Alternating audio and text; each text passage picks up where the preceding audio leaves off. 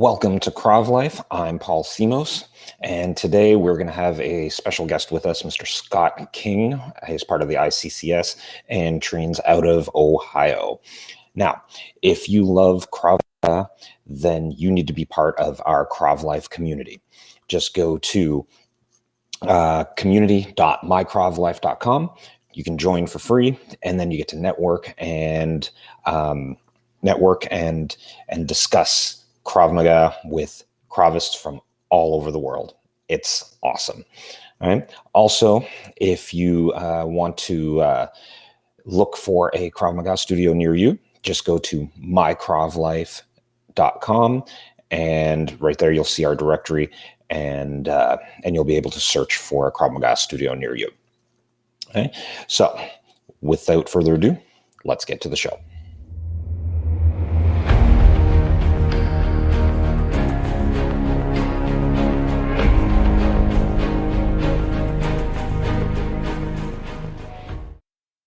Mr. Scott King, how are you doing, sir? Doing great. Thanks for having me, Paul.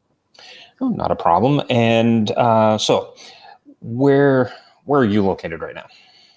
I'm in Jackson, Ohio. And I believe Jackson is like a huge metro city the size of New York. But for the people that have never heard of it, what's it near?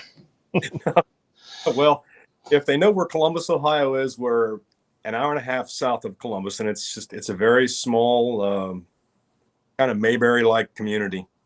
There we go. So an hour and a half south of Columbus. I think everyone knows where Columbus is. Now, tell us a little bit about yourself. So was Krav Maga like the first thing you were involved in, or did you have prior martial arts training? Like what went on there? No prior martial arts training. When I was in high school, I boxed a little bit. Okay. I graduated, went into the military, and then began to live life. And I wasn't introduced to Krav Maga until around 2005, 2006, maybe. And that was really unorthodox way. Mm-hmm. So. Okay. And how did you get introduced to Krav Maga? I was hoping you would ask that because I love telling the story. I was in Afghanistan, and I was a private military operator, and I had a project there. So in the evening, the guys, the team members on the project, I wanted to try and find something to keep us busy and keep us occupied. They were all alpha males. We had a lot of Canadians on the team from JTF2, former JTF guys. So we had a lot of guys on. And we would pick somebody after dinner, each evening throughout the week, and say, okay, Paul, tomorrow night, it's going to be your turn to teach us something that you've been trained that's going to be beneficial to what we do here.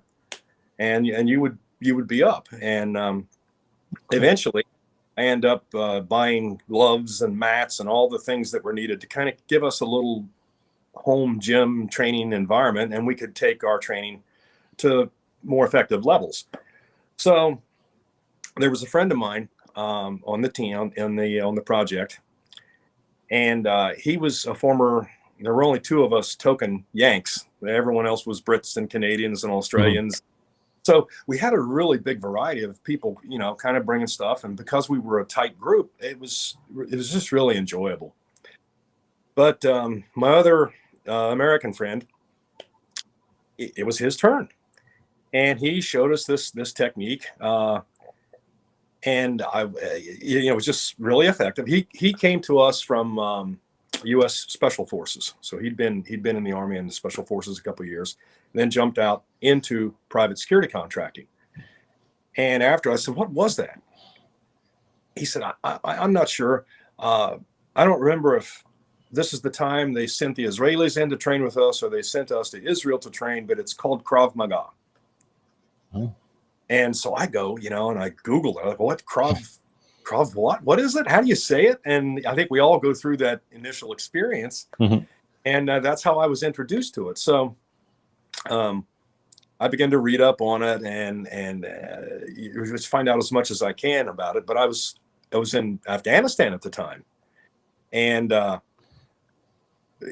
routine after dinner still went on for weeks and months. But eventually, the company I worked with, they pulled me out of operations, and they sent me into the corporate side of things, and they reassigned me to Washington, D.C.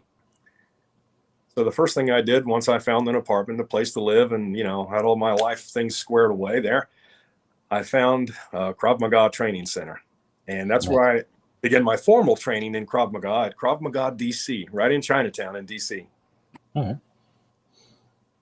And then what happened from there? Like, how long were you training in DC? I say that was in 2007, and I was there for probably 9 months, maybe 11 months or so. Not just short of a year. And I didn't like the corporate side of things, and I said, put me back in operations. So they granted my wish, and they sent me back into Baghdad then. But as life went on, I eventually stepped off what we called the circuit, off of private military contracting, and I resettled back home here. It's not around here, Paul. Krav Maga is just no. No one even knew what it was.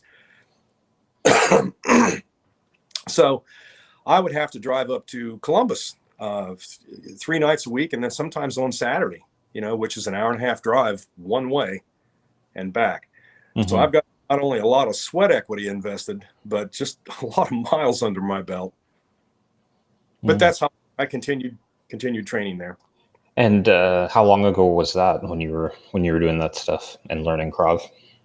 2007 in Washington. Like I said, then I took a little break because I was put back into operations, and I came home in 2010, and that's when I really, well, you know how it is. I think watching this understands that you get engrossed in it, and the more you do, the more you want.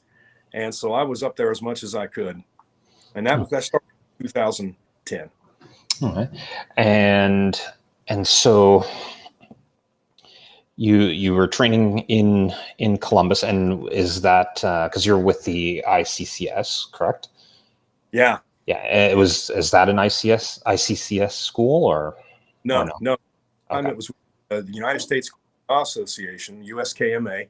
Okay. And I worked my way up through the different ranks and belts. And with that organization, I attained second degree black belt in Krav Maga. And it's a great organization, great people. And I still communicate with them all. We're still on Facebook together and everything. But personally, and this is kind of where I want to handle this delicately, because I sure don't want to offend anybody, but I felt like there could be, or should be, or might be more out there. And that's when I was introduced to Sharir and ICCS, Israeli Contact Combat System. And that all started from just bumping into a video on YouTube or on Facebook that a friend of mine had posted. And then, from there, it just takes on its own life, and you start clicking on all the links, and you think, oh my gosh, this is it. I think this is it. Okay. And so where was your first official training with the ICCS? I flew to Arizona and met Sharir, and he was putting on an instructor course out there, and that was in 2017, maybe 17. Time flies. It could have been 19. I don't know. I'd have to look at my documents and see. But so I went to Arizona and met Sharir, went through the 3-day instructor course out there, and had a chance to to meet a lot of other of the ICCS family. And that's kind of where the whole thing started with me being drawn toward ICCS. And that wasn't enough for me. I had to have more. And I thought, okay, I'm going to reverse the flow. I'm going to draw ICCS to me. So I began to communicate with Sharir a lot and said, look, I want to bring you here. Let's do some seminar. Let's do some work together. And now here's an interesting part about this, Paul. Mhm. At this point, I began to kind of split. So when we use the word Krav Maga, and this, maybe we'll get into this later when it's more of my philosophy on Krav Maga. But when I say put on some Krav Maga seminars, this leans really heavily toward the tactical side, what I feel is a tactical side to Krav Maga, hence Mhm. the ICCS Pro Division. So, Okay. Yeah. And where did you host these seminars? Like, was it around the country? Was it? yeah, we did it. We did the first. Sharir and I did our first one together right here in Southern Ohio. Okay. And you've talked to Sharir. I know you've done your due diligence on Sharir. He's all over the world teaching seminars. There for a while, he was like in a different country every weekend in South America and Germany and in Europe and all the European countries. So I had to nail him down and say, look, I want to get you here, and let's do some Israeli point shooting, some handgun, and then since then we've I'm getting ahead of myself in the story, but that's how it all began to develop. And I think probably the biggest thing where I really knew we were on to something was here in Southern Ohio. Great people, beautiful country, literally beautiful country in the Appalachian foothills, but it's economically depressed. Tough. The economy's tough. The poverty level is high. So when you look to bring in world-class training, these are things you take into consideration. And I thought, well, can we pull this off? And man, it was totally,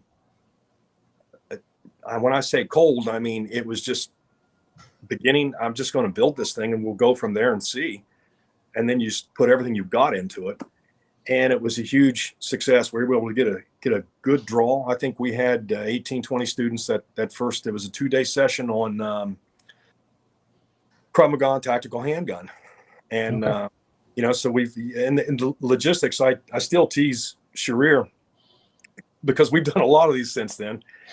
And I say, gosh, I feel like a manager for the Rolling Stones when I'm bringing you in, juggling flights and all this kind of stuff. But we make it happen. So, but that was the first one, and it was a success, and we just went with it from there. Oh, nice.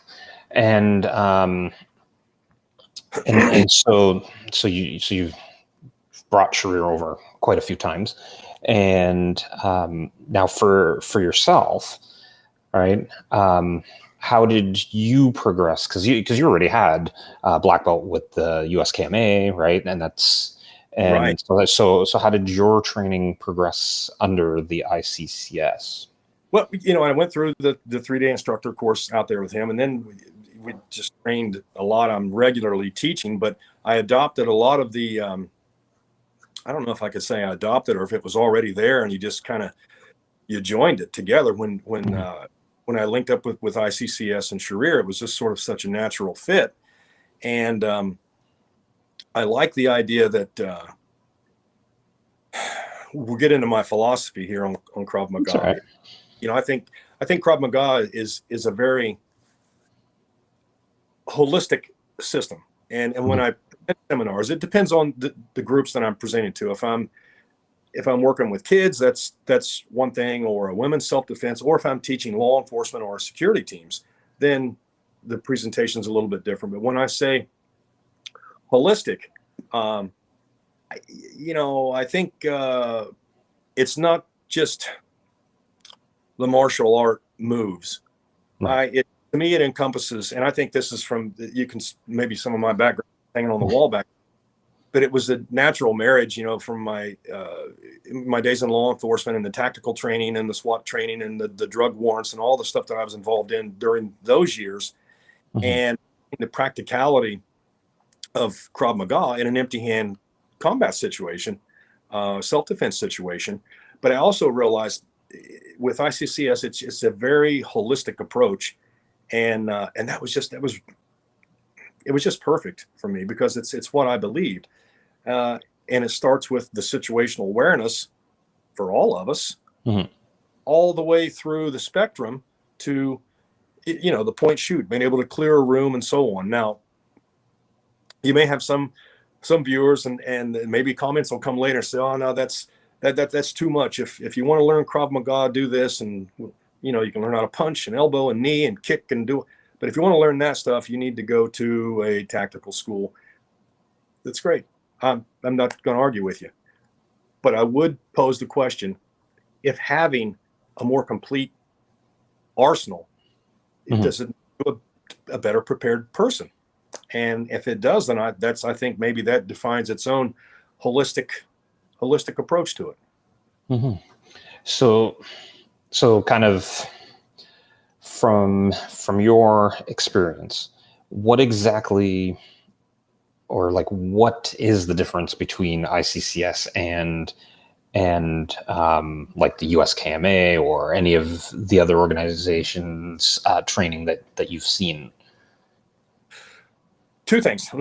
Two things jump out right away, and probably touched on this when you spoke with him. But as far as the techniques, I think ICCS incorporates a lot more groundwork than some of the organizations that I've trained with, which is what Krav Maga Worldwide and USKMA. And then if I've went to seminars here and there, it's, you bump into the other organizations. But one thing I noticed about ICCS is once you get in past that first level and into level 2, 3, and then so on, lots of groundwork.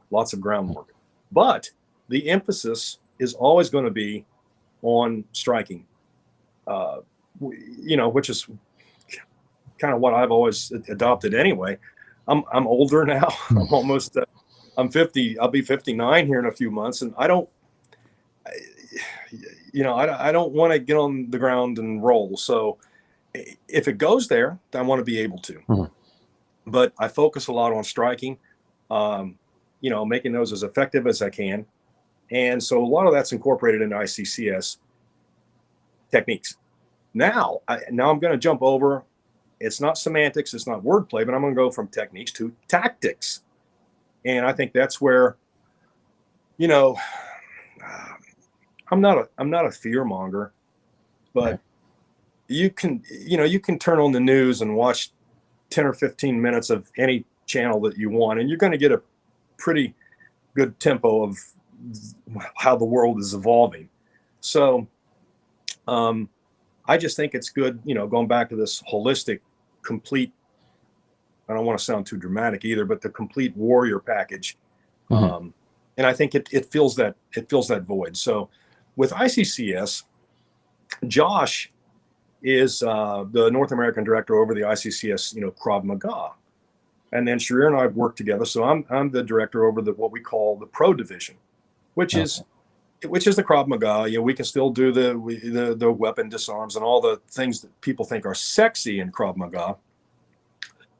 But depending upon who the audience is, again, we're incorporating, okay, we're going to take this to the next level. We're going to work on some empty hand combatives, empty hand tactics, but we're also going to work on draws, the point shoot. We're going to do room clearing and, barricade shooting, tactical reloads and stuff like that. So it's, I don't know if I'm taking us too far off the. No, let's continue on. But so that's with ICCS, that's kind of the two divisions is the Krav Maga division, and then we've got the ICCS Pro division. Okay, and just for our listeners, can you describe the difference? Because you mentioned there's a difference between technique and tactics. Can you sort of delineate that a little bit better for them in case people are confused and thinking, well, it's kind of the same thing, isn't it? Well, yeah. I guess it's going to, the situation is going to dictate. I mean, sometimes I suppose you could find yourself in a situation where you're going, the best tactic, I always say the best self-defense is just don't be there. Yeah. And with every seminar, that's what I open and I teach. I'm a huge believer in situational awareness. I use a thing I call the 10-second game. And even with whether I'm teaching law enforcement, church security teams, other type of security teams, or all the way down to to I'm going to say the kids. Everyone gets the 10-second game. And all that is really about is situational awareness, maintaining situational awareness. Because if I can spot the problem and if I can avoid it, that's the best thing. So is that a technique or a tactic? I don't know. But I think everything has to start, at that very basic level. Then one of my other mantras is that if, when you find yourself in a bad situation, the longer you remain there, the worse your options get to get out of it. So you want to condition yourself to be able to spot these things. And I believe the biggest thing is listen to yourself. God has wired us for self-preservation, self-protection. And if you yourself or any of your viewers think back of a situation that you were in where maybe it didn't turn out so good, ask yourself, when did I get the first clue? What was the first tip I had? Sometimes you're just going to get jumped. I get that. We could spend all day and all evening debating, well, what if this happened? But what if this? What if we went around the corner? What if the elevator doors open and this? You and I both know. But situational awareness is key. So back into answer your question or create more questions, technique versus tactic. I think where techniques come in is if you find yourself in a situation, there are techniques. You've done them. You've trained in Krav Maga. We're choked against the wall. We know what to react. We're rolling on the ground. We know all the various techniques that's going to help us. I'd like to avoid that whole situation if I can, but when we're there. Now, here's another interesting philosophy. It's preached a lot in ICCS. We don't own it because I think martial arts, self-defense instructors, tactical trainers throughout the years have preached this because it's just a simple truth. And that's it, that, they say technique will never cover for the lack of aggression, but aggression will always cover for the lack of technique. And I agree with that pretty strong. But I add something to it. I say knowing technique helps your aggression hurt more. So. Yeah, definitely would. So obviously, how does your philosophy there change when you're dealing with law enforcement or security teams, because they don't have the option of not being there when stuff goes down? They have to address the issue. And their goals are usually different. Most of the time, the majority of the time, law enforcement is going to be in a situation where it's the beat cop, it's someone, and restraint is the goal. Now, back over into knowing the importance of knowing good technique. So it's kind of it's a fluid line. It's a sliding scale, if you will. But yeah, when I'm teaching law enforcement, you tend to focus a lot more on one of the things I always look at, and I develop my lesson plan, which is what this phone is sitting on, my lesson plan book. But some of the more common things, jokes, which is really a hot button topic now in law enforcement. Yep. Of course, everyone gets the situational awareness talk, but like you pointed out, they're going to the problem. They don't have an option to leave. But we can still do that smarter. I teach. Well, before COVID, COVID kind of slowed it down, but I was doing a lot of active threat response courses, and once again, it's know your audience. Who am I teaching? Am I teaching the first responders? Am I teaching the people who are going in that are going to have to engage this threat, neutralize it? Or am I teaching a room full of employees or students who really it's not their role to engage this, but someone's got to stop it? So it kind of gets into a philosophical thing, and all I can do is just give them the information and put it out there. And I say, you have to find yourself here and how you want to react to this, which is, I preach a lot on mind setting. Picture yourself. That way it's not such a shock to the conscience if you find yourself actually in that situation. Yeah. And I think that's what some people don't really understand about Krav Maga, is because there's essentially 3 levels of it, and each level has a different goal, right? So, to get out of there and not be there is the goal of the civilians. The the restraint, as you said, is the goal of law enforcement, and killing is the goal of the military side, right? And they have crossovers, they don't. The outcome is a little different in each one, right? It can, yeah. When it does, I mean, you know, I'm going to go back to law enforcement. When I've worked with law enforcement, when I've taught law enforcement, is what I mean. You know, you're constantly, it's almost like there's a little voice in your ear about the liability concept of this. And when I look around, sometimes you can see the supervisors, the rank and file, they'll come in and you can tell them their heads will go this way. And like, oh, you know, I think, oh my God, he's teaching someone to do this, and we're going to get sued when this guy leaves. But you explain to him, I try and put context behind everything. It's, you know, it's difficult. I mean, I can't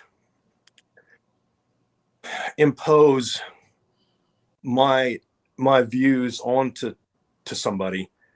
I can share my experience with them. I can share my philosophy with them, and I'm more than happy to share my skills. But eventually, at some point, it's going to have to be up to them to make that decision of how far they want to go.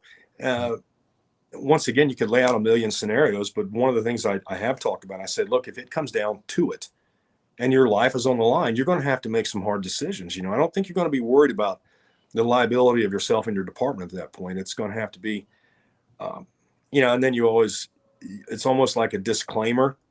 Yeah. But you have to be able to justify your actions. But you and I both know when you're in that moment, and I'm sure we've both been there, that's usually not what I'm thinking about. Which goes back to what I say, when you're in a bad situation, the longer you stay there, the less your options become to get out of it, to disengage or bring it to some kind of favorable conclusion. You know, it's different. There's just so many different variables involved. Mm-hmm. So as for yourself, rather than have like a traditional Krav Maga school and be a school owner, you've kind of opted for more of a traveling minstrel, so to speak, like where you're doing seminars here and there. Is that format just work better for with the pro division, or? Yeah, I mean, this is, I kind of laugh and joke when you talk about a traveling minstrel show or a circus. Sometimes I feel like a circus ringleader, but I always make sure in the seminars we have fun, because if you're not laughing, you're not relaxed, and if you're not relaxed, you're not learning. I'm smiling all the time. So yeah, let's talk about the business model, my business model, because a lot of people are going to say that doesn't make sense. I don't have a brick and mortar studio. I teach at a pre-existing place that I've got a lot of my gear stored there. The majority of my stuff for seminars is parked right out in the driveway in a van that I can go. Now, let me break it down. When the way I got started in teaching, because before this, I was just going and training and training and training. And I sort of kept this to myself. I mean, not to hoard it, but I just didn't, it was my journey. It was my journey. And, when I wasn't training, I was at the Y, I was punching bags and kicking bags and working my RETSIV and doing it. So what are you doing? I said, well, it's Krav Maga training. I drive to Columbus 3 times a week and, $100 of gas a week. And, they said, Krav Maga, isn't that Israeli stuff? And I said, yeah, that's right. Will you teach us? And I was like, no. I'm not really interested in teaching. This is just something I do for me. And it really was, when I stepped back and look at it, my wife talked to me, she said, if you have a lot, but it really is kind of selfish to keep, and you like people and they like you. And I think it would be something interesting. And I had a local BJJ studio that wanted to kind of expand their offerings. And they called me, and they were friends of mine, because I would roll with them, those guys sometimes. And so they were friends of mine. And I kept saying, no, thanks. No, it's not. And then one day, Paul, they called, and I said, okay, all right, let's do it. And it took off, it took off. It became very popular. And of course, then word got out and social media, and people were excited about it. But the business, like I said earlier, Southern Ohio, great place, natural beauty, lots of wildlife, good people, but it's economic. And I didn't want the responsibility of having to be in a fixed location all the time. I didn't want the responsibility of keeping the electric on. I didn't want the responsibility of someone saying, hey, there's no toilet paper in the bathroom. Yeah. And I thought, rather than put myself in a position like that, probably impact more people's lives by going out, by making myself, instead of relying on them to come to the Krav Maga, I'll take the training to them.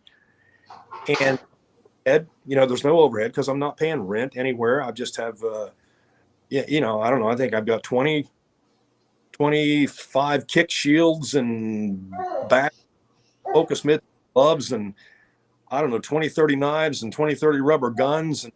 And, so I can bring this to you. And that has proven to be probably the smartest thing I've done in this whole journey, other than linking up with Sharir and going with Iccs, because it allows me, number one, like I say, once the initial expenditure is laid out for my equipment, what do you want? Let's get the calendar out and pick some dates and times, and I'll come to you. And yeah, the problems I've had with that is a good problem. It's logistical. It's, oh gosh, I'm driving 5 hours to this seminar, or we're going to Myrtle Beach or somewhere like that, and I'm teaching down there. So those are good problems to have. But once I show up, bam, it's turnkey, and it's just been good. Excuse me. And you get to see a lot of the country that way. You get to meet so many people, and you make so many friends, and you get to hear people's story. And I'm a people person. I like connecting with people, and it's just it's fantastic. You really hear every seminar is different, and if it's like a women's self-defense seminar, and there have been times, like I say, I carry enough equipment. I think I've got 25 kick shields. And what you and I know as trainers, one kick shields equals two people. One's holding, one's kicking or punching or elbowing. There have been times that those seminars have filled up, and we've had to stack another one behind it. And there's such a, people, once again, it goes back to the flipping on the news thing, where people see sort of what's going on, or maybe they've had some kind of trauma in their life, and they think, I need this. But the seminars are great. Kids, there've been some challenging seminars. Yeah. So do you mostly do seminars for studio owners, or like, is it within the Krav Maga industry? Is it people that are in like other martial arts, or is it more for other organizations? It's everything you just said, plus more. Let's see, some of the more unique, when I say seminars that I've done, I'm thinking you've got the traditional, which is, hey, would you come to our business? Would you come to our BJJ school, our Krav Maga, our karate school? And could you do a 2 or 3 hour seminar? Absolutely, no problem. Those are pretty standard.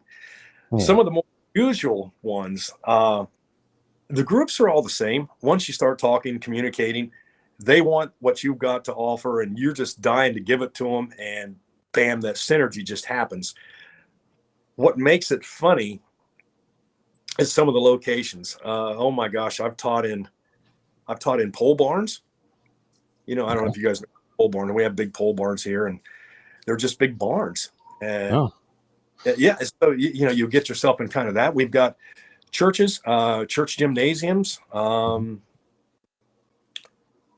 outdoors. Sometimes it's just straight up outdoors. That hasn't happened very often, but there have been times. The youth groups, churches will have their youth groups, and then maybe I'll teach church security teams too. Sometimes I've done them right in the sanctuary of churches. Jeez. And I feel like I'm missing something, because as soon as we get off, oh my God, I should have told you this one time. But yeah, the people, that's probably the most special part to me. I enjoy working with kids. I don't slack. I give them the same amount of attention and excitement and enthusiasm as anybody else would get. Probably, before you ask, and I'm just going to go ahead and say it, because I want off. I think the group that owns my heart is the developmentally disabled adult. And the reason I share this is because it was a huge challenge to me. And a county board of developmental disabilities contacted me and said, "Hey, would you come?" They'd had me speak at their regional conferences a couple times, and once again, that's the situational awareness and know what's going on around you and be safe and kind of the standard type stuff.